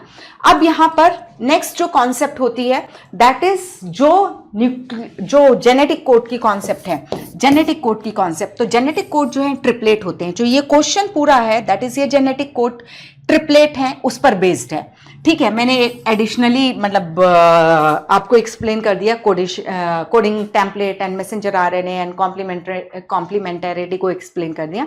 लेकिन ये जो क्वेश्चन है वो प्योरली किस पर बेस्ड है, that is genetic code triplet होते हैं। तो अब आप यहां पर 3 कॉन्जिक्यूटिव न्यूक्लियोटाइड्स जो हैं वो एक जेनेटिक कोड बनाते हैं on messenger RNA. Genetic code messenger RNA में होते हैं। तो 1 2 3 4 5 6 7 8 9 10 11 12 13 14 15। ठीक है, तो अब एक चीज यहां पर, एक चीज को और याद रखना है आपको, एक चीज और करके देखना होगा। देखो हम 3 टर्मिनेशन कोडॉन देखते हैं, UAA, UAG एंड UGA। ठीक है, तो ये कोडिंग सीक्वेंस में है। तो आप सिंपल सा थोड़ा सा इसको AUG देख लिया, आप GUA है, कहीं पे भी T है ना, तो आप जरूर ये देखो, ये देख लो, ये UUU हो गया। तो यहां अल्टीमेटली आपको टर्मिनेशन कोडॉन जो है लास्ट वाला ही देखने को मिल रहा है। ओके, लास्ट वाला ही देखने को मिल रहा है। तो अब यहां आप काउंटिंग करो, 1 2 3 4 5 6 7 8 9 10 11 12 13 14, दैट इज 14 ट्रिपलेट कोडॉन्स हैं, यानी 14 जेनेटिक कोड हैं। 14 जेनेटिक कोड किसके लिए हो जाएंगे? 14 अमीनो एसिड्स के लिए हो जाएंगे। तो ये इससे जो पॉलीपेप्टाइड चेन बनेगी उसमें total number of amino acids जो होंगे वो 14 होंगे। यहां पर ट्रिक ये हो सकती है कि सपोज यहां पर इसकी जगह हो सकता है वो दे देते दैट इज TAA। यदि यहां पर TAA होता इसकी जगह, तब क्वेश्चन बनाओ, तब कितने न्यूक्लियोटाइड्स होते, कितने उस पॉलीपेप्टाइड चेन में कितने अमीनो एसिड होते। तो अब आपको मालूम है दैट इज यहां पर 1 2 3 4 5 6 बस होते, क्योंकि ये TAA है तो एग्जैक्टली ये क्या होगा? UAA हो जाएगा। ठीक है, मैसेंजर आरएनए में UAA हो जाएगा, और UAA UAG UGA, ओकर अंबर ओपल, ये 3 जो है टर्मिनेशन कोडॉन है जो प्रोटीन ट्रांसलेशन को स्टॉप करते हैं। ये कोई अमीनो एसिड को नहीं लाते, ये रिलीजिंग फैक्टर को लाते हैं at the time of translation. ठीक है, तो इसमें ट्विस्टिंग आपको हमेशा ब्लाइंडली नहीं जाना होगा, आपको सिंपल चेक करना होगा कि कहीं बीच में कोई टर्मिनेशन कोडॉन या स्टॉप कोडॉन को तो फंसाया नहीं है इन लोगों ने। ठीक है, तो एक कॉन्सेप्ट तो ये है, क्योंकि हमने यहां पर चेक कर लिया कि टर्मिनेशन कोडॉन लास्ट में है और कितने ट्रिपलेट हैं वो काउंट कर लिया। हो सकता है ये जो है बीच में दे दिया हो, तो 1 2 3 सिर्फ 3 अमीनो एसिड्स आएंगे। ठीक है, तो इस चीज को आपको देखना होगा। तो अभी जो नॉर्मल क्वेश्चन है मैनिपुलेशन क्या हो सकता है उस पर बात की हमने, दैट इज आंसर हो जाता है यहां इस क्वेश्चन का, दैट इज B, क्वेश्चन 159। ठीक है, a short piece of DNA, ये क्वेश्चन 12th CBSE बोर्ड का क्वेश्चन है। ठीक है, और मतलब अच्छा खासा क्वेश्चन है, मतलब पिछले 5-7 साल में, या बल्कि ज्यादा ही बोलना चाहिए, नीट में इस तरीके का क्वेश्चन नहीं आया है। ये शायद तक 2019 या 20 का CBSE का क्वेश्चन था ये। Okay, a short piece of DNA having 20 base pair was analyzed to find the number of nucleotide bases in each of the polynucleotide strand. Some of the results are shown in the table. How many nucleotide containing adenine were present in strand 2? ठीक है, अब यहां पर देखो strand 1 में, इसको ध्यान से देखना। ठीक है, यहां आपको ये एक स्ट्रैंड उसका कॉम्प्लीमेंटेरिटी पे मत जाना, क्योंकि वहीं पे गलत कर देते हैं। स्ट्रैंड 1 में एडेनिन 4 है, तो स्ट्रैंड 2 में स्ट्रैंड 2 में थाइमिन की संख्या कितनी हो जाएगी? 4 हो जाएगी। क्लियर है ना? 4 हो जाएगी। ठीक है, स्ट्रैंड 1 में साइटोसिन की संख्या 4 है, तो स्ट्रैंड 2 में ग्वानिन की संख्या कितनी हो जाएगी? 4 हो जाएगी। ठीक है, अब स्ट्रैंड 2 में साइटोसिन की संख्या 5 है, तो ग्वानिन की संख्या कितनी हो जाएगी? 5 हो जाएगी। अब देखो आपको क्या क्वेश्चन में पूछ रहा है, how many nucleotide containing adenine were present in strand 2। ठीक है, तो अब देखो टोटल कितने हैं? 20 बेस पेयर है। ठीक है, इसमें हमें कितने बेस पेयर का पता चल गया? That is 4। ठीक है, 4 4 8, 8 5 13, तो 20 में से आप 13 माइनस कर दोगे तो कितना बचेगा? 7। ठीक है, 7 बेस पेयर किसके किसके हो जाएंगे? दैट इज यहां पर थायमिन की संख्या 7 हो जाएगी और यहां पर एडेनिन की संख्या 7 हो जाएगी। क्लियर? तो इसको इस तरीके से फाइंड आउट करना है। हम क्या करते हैं, यहां एडेनिन 4, तो हम ये नहीं सोचते कि ये स्ट्रैंड 2 है और स्ट्रैंड 2 में यदि हम 4 लिखेंगे, एडेनिन 4 कॉम्प्लीमेंट्री लेकर के, तो एडेनिन दोनों में 4-4 तो होगा नहीं। यहां एडेनिन 4 है तो स्ट्रैंड 2 में थायमिन यहां पर 4 लिखोगे। ठीक है, तो यहां पर जो क्वेश्चन पूछा, क्लियर हुआ ना? दैट इज, अगेन मैं इसको एक्सप्लेन कर रही हूं एक बार। दैट इज स्ट्रैंड 1 में एडेनिन 4 है तो स्ट्रैंड 2 में थायमिन 4 हो जाएगा। स्ट्रैंड 1 में साइटोसिन 4 है तो स्ट्रैंड 2 में ग्वानिन 4 हो जाएगा। ठीक है, स्ट्रैंड 2 में साइटोसिन 5 है तो स्ट्रैंड 1 में ग्वानिन 5 हो जाएगा। अब 4 + 4 + 5 दैट इज टोटल हुआ 13। ओके, तो 13 बेस पेयर हमें पता चल गया। रिमेनिंग क्या है? 7 बेस पेयर। तो आप यहां थायमिन 7 डालो तो स्ट्रैंड 2 में थायमिन के कॉम्प्लीमेंट्री पेयर क्या हो जाता है? एडेनिन। तो यहां पर एडेनिन भी 7 हो जाएगा। Adenine 7, thymine 7। क्लियर?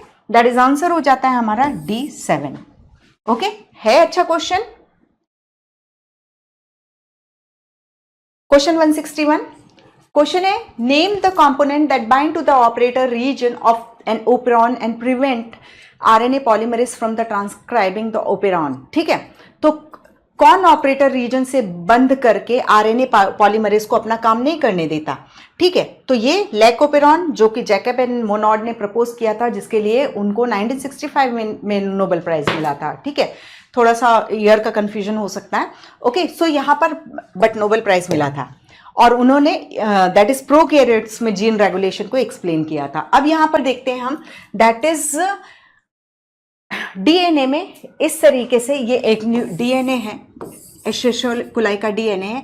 इसमें से एक पर्टिकुलर न्यूक्लियोटाइड सीक्वेंस, फिर ये पर्टिकुलर न्यूक्लियोटाइड सीक्वेंस कुछ जीन के नाम से जाना जाता है। आप ये देखो, ये रेगुलेटर जीन है, ये प्रमोटर जीन है, ये ऑपरेटर जीन है, ये तीनों स्ट्रक्चरल जीन है। ठीक है, पॉलीसिस्टोनिक होते हैं दैट इज प्रोकैरियोट्स में। तो दैट इज ये पॉलीसिस्टोनिक, एक सिस्ट्रॉन में एक मैसेंजर आरएनए में कई सारे जीन ट्रांसक्राइब होकर के आएंगे।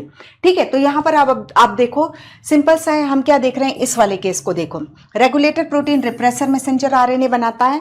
रिप्रेसर मैसेंजर आरएनए ट्रांसलेट होकर के ये रिप्रेसर प्रोटीन को बनाया। ठीक है, यदि एनवायरमेंट में लैक्टोज प्रेजेंट है जो कि इंड्यूसर के रूप में काम करता है, वो क्या करता है, ये रिप्रेसर प्रोटीन को बाइंड कर देता है। तो ये देखो, ये रिप्रेसर प्रोटीन और ये लैक्टोज, जिसे कि हम इंड्यूसर के नाम से जानते हैं लैकोपेरॉन में, इसको बाइंड कर देता है। रिप्रेसर एक्टिव इनएक्टिव हो गया। रिप्रेसर इनएक्टिव हो गया तो ऑपरेटर बाइंड नहीं होगा। ऑपरेटर बाइंड नहीं होगा तो हम क्या देखेंगे, आरएनए पॉलीमरेज प्रमोटर पे जुड़ जाएगा और प्रमोटर पे जुड़ जाएगा तो वो जाकर के ZYA स्ट्रक्चरल जीन को ट्रांसक्राइब कर लेगा। ठीक है, तो ये हम देख रहे हैं जब लैक्टोज प्रेजेंट है मीडियम में तब का किस्सा देख रहे हैं। अब लैक्टोज एब्सेंट हो यदि ई कोलाई के मीडियम में, तब क्या होगा? तो वहां पर आप देखो, ये रेगुलेटर जीन जो है रिप्रेसर मैसेंजर आरएनए बनाएगा, repressor messenger RNA repressor protein बनाएगा। अब यहाँ मीडियम में लैक्टोज तो है नहीं, तो ये रिप्रेसर को काम सौंपा गया है, जाकर के ऑपरेटर को बाइंड कर दो। ऑपरेटर को जब वो बाइंड कर देगा तो आरएनए पॉलीमरेज एंजाइम यहीं आसपास है, लेकिन वो प्रमोटर को रिकॉग्नाइज नहीं कर पाएगा और प्रमोटर पे के साथ अटैच नहीं होगा। दैट मीन्स इनका ट्रांसक्रिप्शन नहीं होगा। ठीक है, तो रिप्रेसर प्रोटीन वो प्रोटीन है जो ऑपरेटर से बाइंड होकर के बाइंड हो जाता है। तो जो सेल में आरएनए पॉलीमरेज एंजाइम है वो प्रमोटर के सीक्वेंस को रिकॉग्नाइज नहीं कर पाता और बाइंड नहीं हो पाता प्रमोटर रीजन से। आपको मालूम है, आरएनए पॉलीमरेज को काम करना है तो उसे प्रमोटर रीजन से बाइंड होना पड़ेगा, लेकिन रिप्रेसर प्रोटीन जब ऑपरेटर से बाइंड होता है तो इस बाइंडिंग के कारण आरएनए पॉलीमरेज प्रमोटर सीक्वेंस को रिकॉग्नाइज नहीं कर पाता, रिजल्टेंट ट्रांसक्रिप्शन नहीं होता है। तो यहां पर हमने क्लियरली देख लिया दैट इज कौन काम करके दे रहा है हमें, that is name the component that bind to the operator region, that is repressor protein. और रिप्रेसर प्रोटीन की बाइंडिंग ओपेरॉन से ट्रांसक्रिप्शन को प्रिवेंट करती है प्रोकैरियोट्स में। Okay, then question 167, identify the incorrect statement about the process of translation. ठीक है, translation ये प्रोसेस जो होती है साइटोप्लाज्म में होती है यूकैरियोट्स में, प्रोकैरियोट्स में साइटोप्लाज्म अलग, मतलब वहां तो न्यूक्लियस जैसी कोई चीज ही नहीं होती। मेक इट वेरी क्लियर, यदि हम यूकैरियोटिक सेल देखेंगे तो ट्रांसक्रिप्शन जो है वो न्यूक्लियस में होगा और ट्रांसलेशन जो है साइटोप्लाज्म में पड़े हुए राइबोसोम में होगा। ठीक है, तो ट्रांसलेशन की प्रोसेस राइबोसोम में होती है और ये एनर्जी इंडिपेंडेंट प्रोसेस नहीं है, इसमें एनर्जी की रिक्वायरमेंट होती है और एनर्जी जो है ट्रांसलेशन के प्रोसेस में in the form of GTP required होती है। और ये दो जगह पर काम करती है, एनर्जी रिक्वायर्ड होती है। एक तो that is codon recognition by transfer RNA. ठीक है, टीआरएनए में एंटीकोडॉन है, वो मतलब ये ट्रांसफर आरएनए जो रिस्पेक्टिव एमिनो एसिड को लेकर के आ रहा है, तो कोडॉन के रिकॉग्निशन के लिए को मोर एक्यूरेट करने के लिए जीटीपी हाइड्रोलाइज होता है और जो एनर्जी रिलीज होती है वो कोडॉन रिकॉग्निशन में यूज होती है।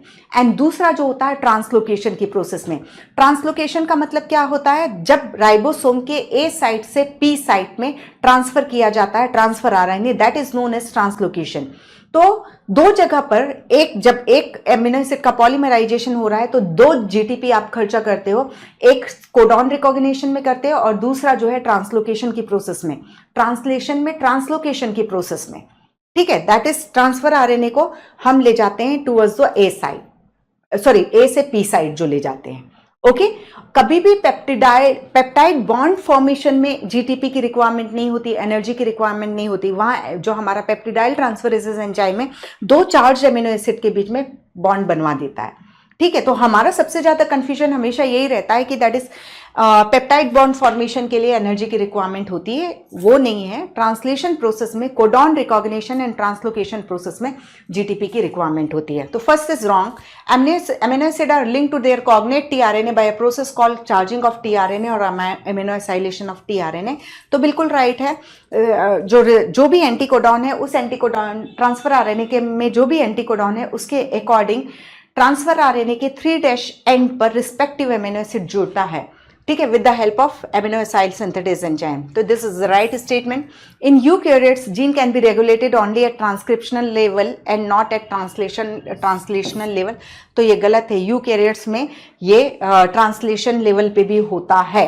ओके, ट्रांसलेशन लेवल पे भी कि जैसे यदि ट्रांसलेशन लेवल पे भी जीन रेगुलेशन हमें देखने को मिलता है। Then the UTRs are present only 5' end, तो ये भी जो है रॉन्ग हो जाता है।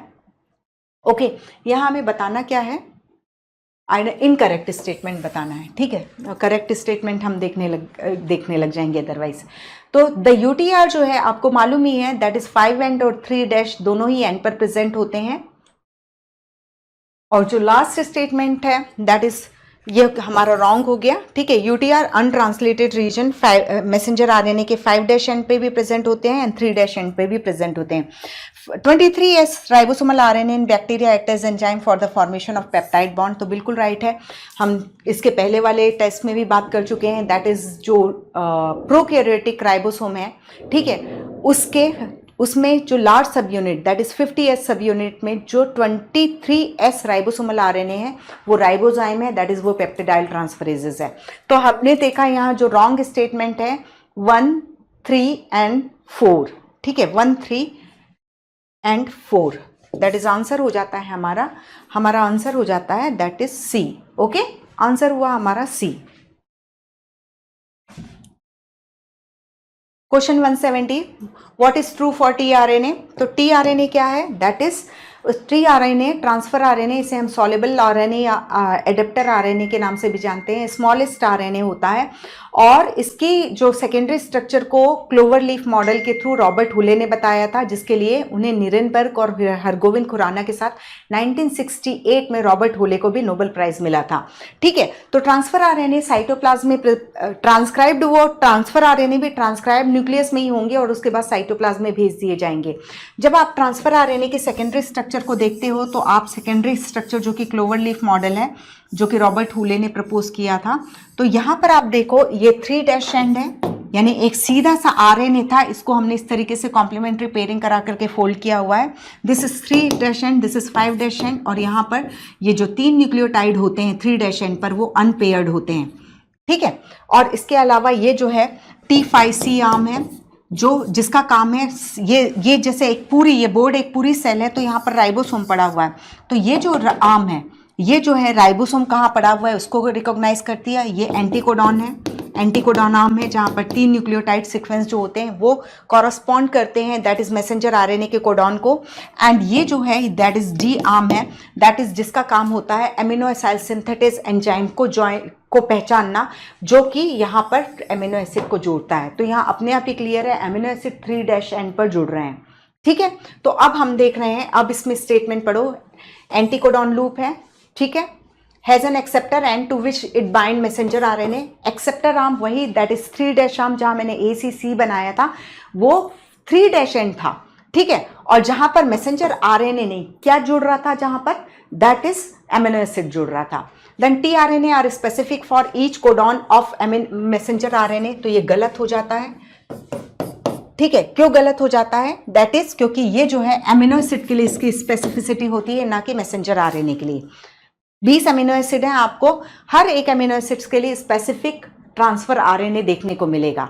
तो ये कोडॉन के लिए नहीं होता, एमिनो एसिड के लिए लुक होता है। Then look like a clover leaf model in 3D structure.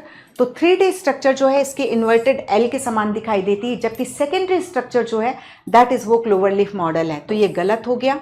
It is an extended molecule which look like an inverted L, ठीक है। तो ये एक्सटेंडेड नहीं, ये कॉम्पैक्ट है, कॉम्पैक्ट मॉलिक्यूल है, इसीलिए बोला जाता है। एनसीईआरटी बहुत ध्यान से पढ़ो, क्योंकि बस आपको बिल्कुल, ठीक है, यहाँ which look like an inverted L बिल्कुल आप देखोगे, और यदि आपने एनसीईआरटी को नहीं ठीक से पढ़ा है तो एक्सटेंडेड वर्ड को इग्नोर करोगे आप। ओके, सो इस छोटी छोटी सी चीजों के लिए आपको एनसीईआरटी पढ़ना होगा, ठीक है। तो यहां पर क्या आंसर हो जाएगा, यहां पर ट्रू पूछा है तो हमने देखा लाइन से गलत हुए हैं हमारे 2, 3, 4, तो that is D is the answer. Only first statement is the right statement regarding transfer RNA. Question है, in a sample of DNA the base composition is found to be A is equal to 40, T is equal to 22, G is equal to 21 and C is equal to 17। अब इससे आप क्या conclude करोगे, क्या conclude करोगे आप, ठीक है। हम तो बोलते हैं कि यदि A कितना दिया, 40 दिया है, तो थाइमिन पे कितना होना चाहिए, 40 होना चाहिए, ठीक है, 40 होना चाहिए। लेकिन अब आप क्लियर देख लो, A 40 है और T A के इक्वल नहीं है, यानी चारगाफ का बेस कॉम्प्लीमेंट्री रूल इस पे अप्लाई नहीं किया जा रहा है, यानी ये कैसा है, ये सिंगल स्ट्रैंडेड डीएनए हो जाएगा, ठीक है, SSDNA हो जाएगा। जैसे कि हम 5174 का देखते हैं, जिसमें 5386 5386 न्यूक्लियोटाइड्स होते हैं, ठीक है। तो सिंगल स्ट्रैंडेड डीएनए के लिए आप बेस कॉम्प्लीमेंट्री रूल को अप्लाई नहीं कर सकते हो, दैट इज हमारा कंक्लूजन क्या निकलता है, this DNA is single stranded. Question है, removal of introns and joining of exon in a defined order during transcription is called. तो ये क्या हो जाएगा, दैट इज ये स्प्लाइसिंग हो जाएगा, ठीक है। अब सपोज ये क्वेश्चन में 3-4 ऑर्गेनिज्म के नाम दे देता है, ठीक है, ठीक है। Removal of introns and joining of exon in a defined order during transcription can be seen in Plasmodium है, ठीक है, एंड ट्राइकोडर्मा है, ठीक है, पाइनस है और साल्मोनेला है।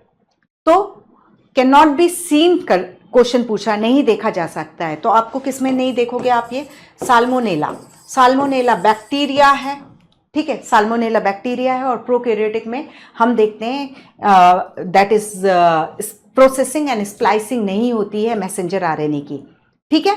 तो एक बार फिर से हम इसको लेते हैं, दैट इज ये तो हो गया स्प्लाइसिंग। स्प्लाइसिंग सिर्फ आपको eukaryotic HNRNA that is primary transcript में देखने को मिलती है। ये प्राइमरी ट्रांसक्रिप्ट बना है, इसको हम 5' एंड पे कैप पहनाते हैं और 3' एंड पे हम इसकी टेल लगाते हैं, ठीक है। 5' एंड पर टोपी पहनाओगे 7 मिथाइल ग्वानोसाइन की 5' एंड पर, और 3' एंड पर टेम्पलेट इंडिपेंडेंट मैनर पे आप 200 से 300 एडेनिन न्यूक्लियोटाइड्स जोड़ोगे, ठीक है। अब ये जो है, और इसके अलावा जो इंट्रॉन्स हैं उनको कट करोगे और उसके बाद एक्सॉन को जोड़ोगे, क्योंकि इंट्रॉन्स जो होते हैं वो डीएनए के नॉन कोडिंग सीक्वेंस को रिप्रेजेंट करते हैं। तो यहाँ पर हम जब स्प्लाइसिंग देखते हैं तो that is characteristic of eukaryotic cell, और ये with the help of spliceosome की हेल्प से होती है। स्प्लाइसोसोम क्या है, स्प्लाइसोसोम में आप खुद देखोगे दैट इज आरएनए प्लस कुछ प्रोटीन्स मिल करके स्प्लाइसोसोम को बनाते हैं और वो जो है नॉन कोडिंग इंट्रॉन्स को कट करके एक्सॉन एक्सॉन एक्सॉन को जोड़ देते हैं। ठीक है, तो दैट इज आंसर हो जाता है स्प्लाइसिंग। तो जो यूकैरियोट्स में जब टेम्पलेट स्ट्रैंड का ट्रांसक्रिप्शन होता है, यूकैरियोट्स में ट्रांसक्रिप्शन यूनिट के टेम्पलेट स्ट्रैंड का जब ट्रांसक्रिप्शन होता है तो प्राइमरी ट्रांसक्रिप्ट या हेट्रोजीनस आरएनए बनता है, उसको हमें स्प्लाइसिंग में डालना पड़ता है, जिसमें हम डीएनए के नॉन कोडिंग सीक्वेंस जो कि एचएनआरएनए या प्राइमरी ट्रांसक्रिप्ट में इंट्रॉन्स के रूप में आ गए उनको कट करेंगे और केवल एक्सॉन एक्सॉन को जोड़ेंगे। तो एक्सॉन क्या रिप्रेजेंट करता है? एक्सॉन रिप्रेजेंट करता है डीएनए के कोडिंग सीक्वेंस को। इंट्रॉन्स क्या रिप्रेजेंट करता है? डीएनए के नॉन कोडिंग सीक्वेंस को। ठीक है, इसके अलावा प्रोसेसिंग में हम क्या देखते हैं? 5' एंड पर कैप पहनाना और 3' एंड पर टेल लगाना, दिस इज प्रोसेसिंग। तो स्प्लाइसिंग एंड प्रोसेसिंग जो है दैट इज आपको eukaryotic primary transcript that is hnRNA में करानी पड़ती है। ओके, तो ये चीज हुआ। देन उसके बाद question 184, spliceosomes are not found in cell of. तो अपने आप ही जो हमने बात की थी दैट इज सभी यूकैरियोट्स में होगा लेकिन प्रोकैरियोट्स में नहीं होगा, दैट इज आंसर हो जाता है बैक्टीरिया। ठीक है, क्वेश्चन है अबव प्रोसेसेस, जो अभी हम समझ रहे थे अब इसको यहां पर समझते हैं। ठीक है, देखो यहां पर आप देखो दैट इज ये ट्रांसक्रिप्शन यूनिट है। ठीक है, और ट्रांसक्रिप्शन यूनिट है तो यहां पर आप सिंपल सा देखोगे that is RNA polymerase. RNA polymerase कैसा एंजाइम है? दैट इज वो आरएनए को पॉलीमराइज कराएगा। ठीक है, आरएनए को पॉलीमराइज नहीं कराएगा, राइबोन्यूक्लियोटाइड्स को पॉलीमराइज कराएगा और ये डीएनए डिपेंडेंट आरएनए पॉलीमरेज होता है। ट्रांसक्रिप्शन में जो आरएनए पॉलीमरेज एंजाइम होते हैं वो डीएनए डिपेंडेंट आरएनए पॉलीमरेज होते हैं। यानी डीएनए दिखाएगा कि मेरे में ये न्यूक्लियोटाइड सीक्वेंस है, तुम आरएनए बनाओ उसमें उसका कॉम्प्लीमेंट्री सीक्वेंस लेकर के आओ। तो RNA polymerases DNA dependent RNA polymerase. ठीक है, तो ये बन रहा है दैट इज ये बन रहा है क्या? दैट इज प्राइमरी ट्रांसक्रिप्ट या एचएनआरएनए, यानी यूकैरियोट्स बन रहा है। अब यहां पर ये इंट्रॉन्स हैं, इंट्रॉन्स को स्प्लाइसोसोम जो है कट कर देगा। ठीक है, और देखो यहां पर 7 मिथाइल गुआनोसाइन 5' एंड पे जोड़ा गया। ठीक है, और उसके बाद लास्ट में हम देख रहे हैं पॉली एडिनाइलेशन टेल देखने को मिलती है जिसमें एडेनिन न्यूक्लियोटाइड 200 से 300 की संख्या में होते हैं। तो ये कब हो रहा है? ट्रांसक्रिप्शन हुआ उसके बाद हो रहा है, यानी ये क्या है, क्या प्रोसेस है? ये पोस्ट ट्रांसक्रिप्शनल प्रोसेसिंग है, ट्रांसक्रिप्शन के बाद की प्रोसेसिंग है जिसमें हम एचएनआरएनए को एमआरएनए में चेंज कर रहे हैं। ठीक है, that is answer is B. Question 187, how many of the following statement about DNA fingerprinting are correct? ठीक है, तो यहां पर सिंपल देखो डीएनए फिंगरप्रिंटिंग। ठीक है, सो यहां पर देखो small DNA sequence is arranged tandemly in many copy number. तो वही माइक्रो सैटेलाइट या मिनी सैटेलाइट का रिपीटेशन डिफरेंट नंबर में हो सकता है। ठीक है, हम जब डीएनए फिंगरप्रिंटिंग करते हैं तो ये रिपीटेटिव ये जो सीक्वेंस है माइक्रो सैटेलाइट या मिनी सैटेलाइट वो कितने टाइम रिपीट हो रहे हैं उसी पे ही फोकस करते हैं, जो हम बात करके आ चुके हैं। Copy number vary from chromosome to chromosome in an individual, ये भी बात की, राइट स्टेटमेंट है। Number of repeat show very high degree of polymorphism, वही 50 बार रिपीटेशन, 55 बार repetition, 25 time repetition. Bands give a characteristic pattern of an individual DNA, क्योंकि different length के डीएनए फ्रेगमेंट बनते हैं। ठीक है, डीएनए लेंथ पॉलीमॉर्फिज्म देखने को मिलती है, तो जो उनको जब जेल इलेक्ट्रोफोरेसिस कराया जाता है तो जिसका जितना छोटा फ्रेगमेंट होगा वो उतना दौड़ेगा। ठीक है, तो यानी हम 2 पर्सन की जेल इलेक्ट्रोफोरेसिस डीएनए फिंगरप्रिंटिंग में जेल इलेक्ट्रोफोरेसिस देखते हैं तो बेंडिंग पैटर्न जो है हमें डिफरेंट दिखाई देता है। कुछ ज्यादा दूरी तय करेंगे एनोड की तरफ, कुछ कम दूरी तय करेंगे, तो हर एक इंडिविजुअल का एक कैरेक्टरिस्टिक बैंड पैटर्न हमें देखने को मिलेगा। तो दिस इज ऑल्सो राइट। ठीक है, अब 5वां है band differ from individual to individual in a population without any exception. तो ये गलत है, क्योंकि मोनोजाइगोटिक ट्विन्स का 2 बच्चे हैं जो एक ही जाइगोट से डेवलप हुए हैं, उनका जो डीएनए फिंगरप्रिंटिंग है बिल्कुल सेम मिलेगा। So 5th is the wrong statement. तो हमें क्या बताना है यहाँ पर? How many of the following statement about DNA fingerprinting are correct? तो 5 में से 4 सही है, तो हमारा आंसर हो जाता है that is B. Question 193, the given diagram refer to transcription in prokaryotes and respectively denotes। ठीक है, तो यहां पर सिंपल देखो ये किसको शो कर रहा है? दैट इज ये ट्रांसक्रिप्शन को शो कर रहा है। ठीक है, तो ट्रांसक्रिप्शन में ये जो एंजाइम है ये आरएनए पॉलीमरेज हो जाएगा, और बी जो ट्रांसक्रिप्शन को स्टार्ट करने के लिए सिग्मा फैक्टर की रिक्वायरमेंट होती है, तो ये सिग्मा फैक्टर के साथ ज्वाइन होकर के ट्रांसक्रिप्शन को इनिशिएट कराएगा। आरएनए पॉलीमरेज अलोन इलोंगेशन के लिए रिस्पॉन्सिबल होता है, और ये जो ट्रांसक्रिप्शन की प्रोसेस जिसमें राइबोन्यूक्लियोटाइड का पॉलीमराइजेशन हो रहा है, ट्रांसक्रिप्शन को स्टॉप करवाना है, तो हमें रो फैक्टर की जरूरत होती है। ठीक है, तो अब आप देखो ए जो है आरएनए पॉलीमरेज है, तो ये डीएनए तो कैंसिल कर दो। दूसरा क्या है, बी जो है वो सिग्मा फैक्टर है, RNA polymerase sigma factor, answer मिल गया। ठीक है, सी कहां पर आपको दिखाई दे रहा है, C is the rho factor and D is the messenger RNA. ठीक है, rho factor and RNA, that is answer, that is D. यहाँ पे आरएनए लिखा हुआ है ना, तो एक चीज और याद रखिए, ट्रांसक्रिप्शन में कई लोगों को ये लगता है कि सिर्फ मैसेंजर आरएनए की सिंथेसिस से ट्रांसक्रिप्शन होती है। डीएनए से चाहे मैसेंजर आरएनए बने, चाहे स्मॉल न्यूक्लियर आरएनए बने, चाहे कोई भी आरएनए बने, that process is known as transcription. जैसे मैंने जस्ट अभी बोला, ये जो है मैसेंजर आरएनए, तो मैसेंजर आरएनए की जगह ये टी आरएनए भी हो सकता है, राइबोसोमल आरएनए भी हो सकता है, एंड स्मॉल न्यूक्लियर आरएनए भी हो सकता है, माइक्रो आरएनए भी हो सकता है, कुछ भी हो सकता है। डीएनए से आरएनए का बनना, चाहे वो कोई भी टाइप का आरएनए हो, that is known as transcription. Answer होता है डी। क्वेश्चन है which of the following represent correct method of DNA replication. तो ठीक है, अब यहाँ पर आप लोगों को एंजाइम से रिलेटेड क्वेश्चंस भी मिले हुए, ऑलमोस्ट पूरी चीज़ों को कवर किया है। ठीक है, यहाँ पर जो ट्विस्टेड क्वेश्चन है, अप्रोच कैसा करना है, इस चीज़ पर ज़्यादा फोकस रहता है, ये जो लेक्चर है इस पर ज़्यादा फोकस रहता है। ठीक है, तो जो बिल्कुल स्ट्रेट फॉरवर्ड 1 to 1 या एनसीईआरटी के स्टेटमेंट को पिक किया गया है, उन क्वेश्चंस को हम टच नहीं करते हैं, क्योंकि आप जब कॉन्सेप्ट आपकी क्लियर ही है, जैसे एक्सटेंडेड कॉम्पैक्ट वाला हुआ था, तो वो उसको माइनर चीज़ है उसको समझाना था, ये रॉबर्ट क्लोवरलीफ मॉडल समझाना था, इसलिए इस तरीके के क्वेश्चंस को पिक किया जाता है, जिससे कि कॉन्सेप्ट भी क्लियर हो जाए और अप्रोच भी क्लियर हो जाए। ठीक है, अब यहाँ पर विच of the following represent correct method of DNA replication, तो सिंपल सा आपको मालूम है, that is DNA double standard होता है, जिसमें एंटी पैरेलल प्रॉपर्टी होती है। एक डीएनए का स्ट्रैंड का 5' ये है, तो ये 3' है, और ये 3' है, तो ये क्या हो जाता है, दैट इज 5' हो जाता है। ठीक है, आपको मालूम है जब कभी भी पॉलीमराइजेशन होता है तो 5 से 3 डायरेक्शन की ओर होता है। ठीक है, 5 से मतलब कोई भी पॉलीमरेज एंजाइम हो, चाहे डीएनए पॉलीमरेज हो, चाहे आरएनए पॉलीमरेज हो, वो सॉरी इसमें नहीं होगा, मैं इसको फिर से ही बना लेती हूँ। ठीक है, जैसे हम डीऑक्सीराइबोन्यूक्लियोटाइड देख रहे हैं। ठीक है, तो कार्बन नंबर 1 ये हुआ, carbon number 2, carbon number 3, carbon number 4, और कार्बन नंबर 5 जो होता है वो रिंग से बाहर होता है, दैट इज ये कार्बन नंबर 5 है। ठीक है, और ये कार्बन नंबर 3 पर हाइड्रोक्सिल है। ठीक है, तो पॉलीमराइजेशन जो है ये यहां से आगे की तरफ होगा। क्यों आगे की तरफ होगा, क्योंकि फॉस्फोडाइस्टर जो बॉन्ड बनेगा, ठीक है, तो यहाँ पे ऊपर पे हम एक न्यूक्लियोटाइड रख रहे हैं, और इसका कार्बन नंबर 3 पर जो हाइड्रोक्सिल ग्रुप है और इसका फॉस्फोरिक एसिड है, इनके बीच में फॉस्फोडाइस्टर बॉन्ड होता है, बनना होता है। इसलिए डीएनए पॉलीमरेज है, या ओनली पॉलीमरेज एंजाइम जो है, दैट इज ये पॉलीमराइजेशन कर सकता है सिर्फ 5 से 3 डायरेक्शन की ओर। आप सोचो कि यहाँ पर इसको ये 3' है और यहाँ पर आप न्यूक्लियोटाइड रख के दे दो तो ये बना ले, तो वो नहीं बना सकता है। ठीक है, तो यहाँ पर हम सिंपल सा देखते हैं, यहाँ पर आप देखो, दैट इज इसको, यहाँ पर ये जो है पेरेंटियल डीएनए है जिसको रिप्लिकेट होना है।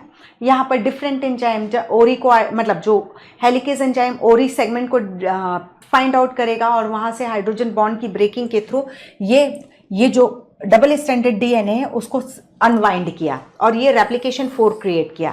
रेप्लिकेशन फोर्क छोटा सा डीएनए का एक छोटे से सेगमेंट में ही रेप्लिकेशन फोर्क बनता है, क्योंकि डीएनए पॉलीमराइजेशन बहुत ज़्यादा एनर्जी कंज्यूमिंग प्रोसेस है।